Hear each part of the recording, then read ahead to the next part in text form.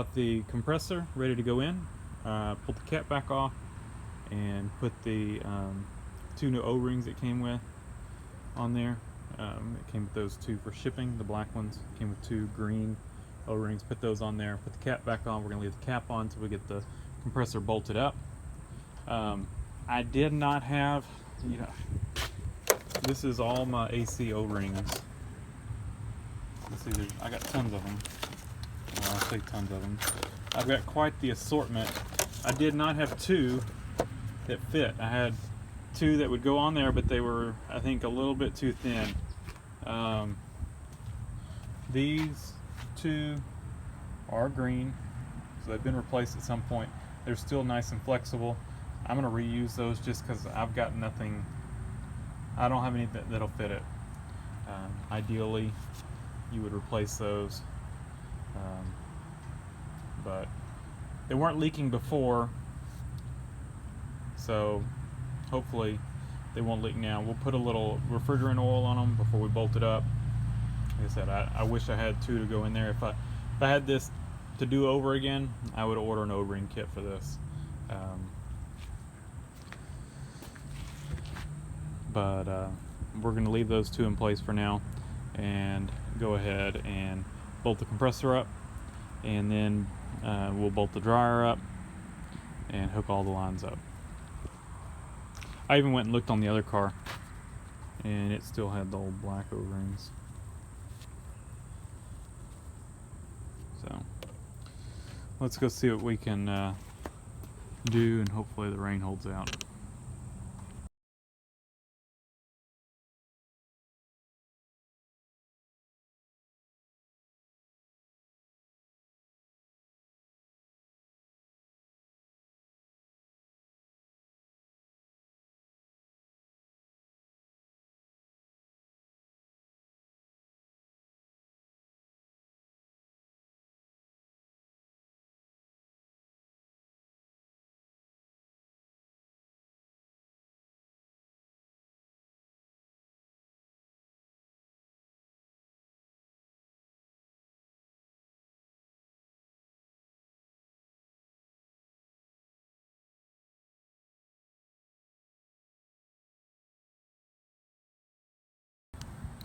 Well, did y'all catch that big mistake I made?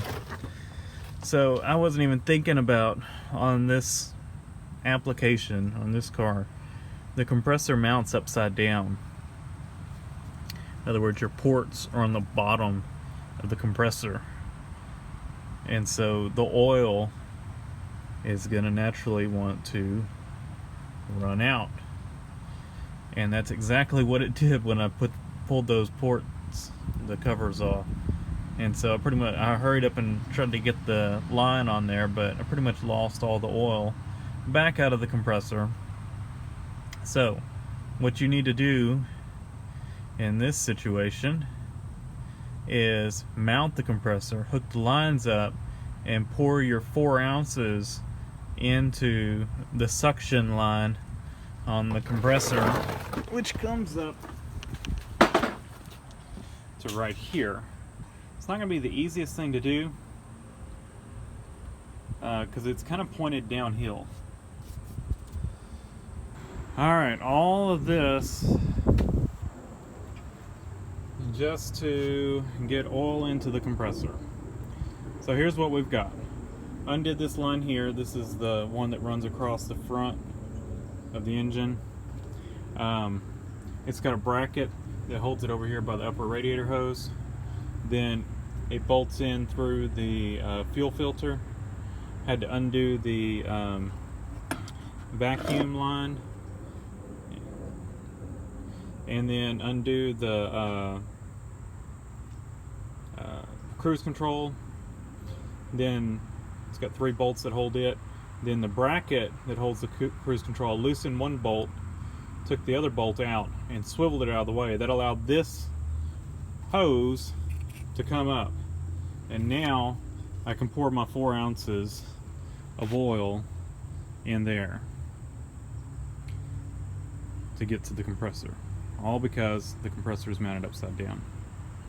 So we'll fill the oil up, or not fill it up, but put the oil in it, and then we will put all this back, and then we'll put the dryer in.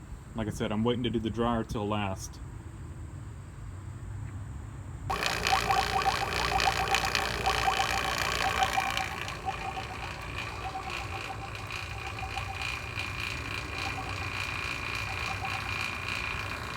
Alright, we're pulling a vacuum.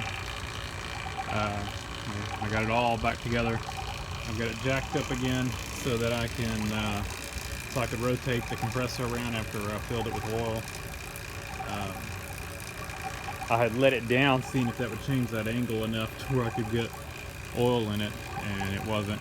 What you could do is, if you had some way of getting the oil in with a thin tube, that you could run that tube and get it to this point about right here, then it would flow in. But I didn't have anything, and so I just undid the line and pulled it up and dumped 4 ounces in the compressor. So we're gonna let this run for a while. It's gonna probably let it run about an hour, just to get the moisture out of the system. And we're all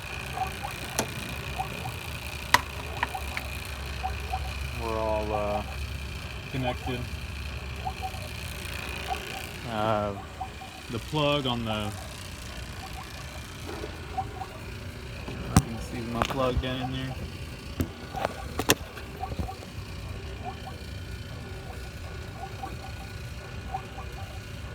See it?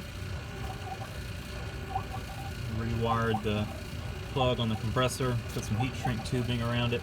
This, I don't know if this one was not stock orientation on the clutch, but the that compressor, it was straight down. You can see clutch, there's the bottom of the compressor, and the clutch is straight down.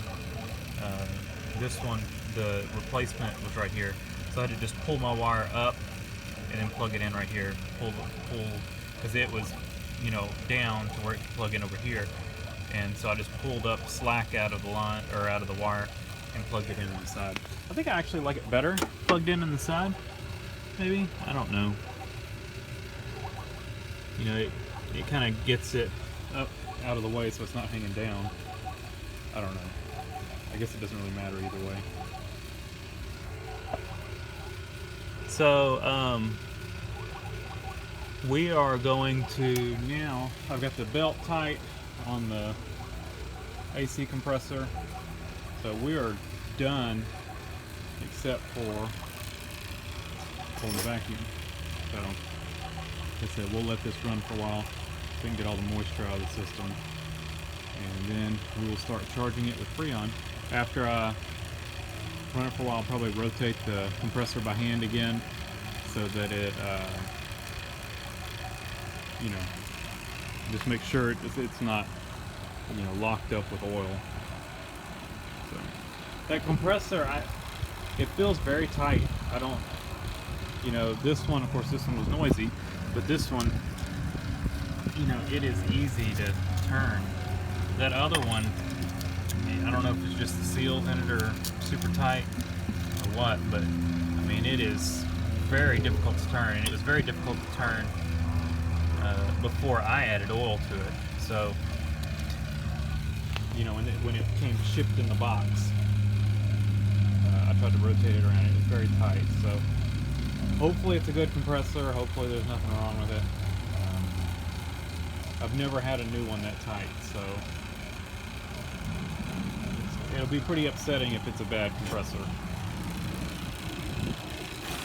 All right, see you in a bit.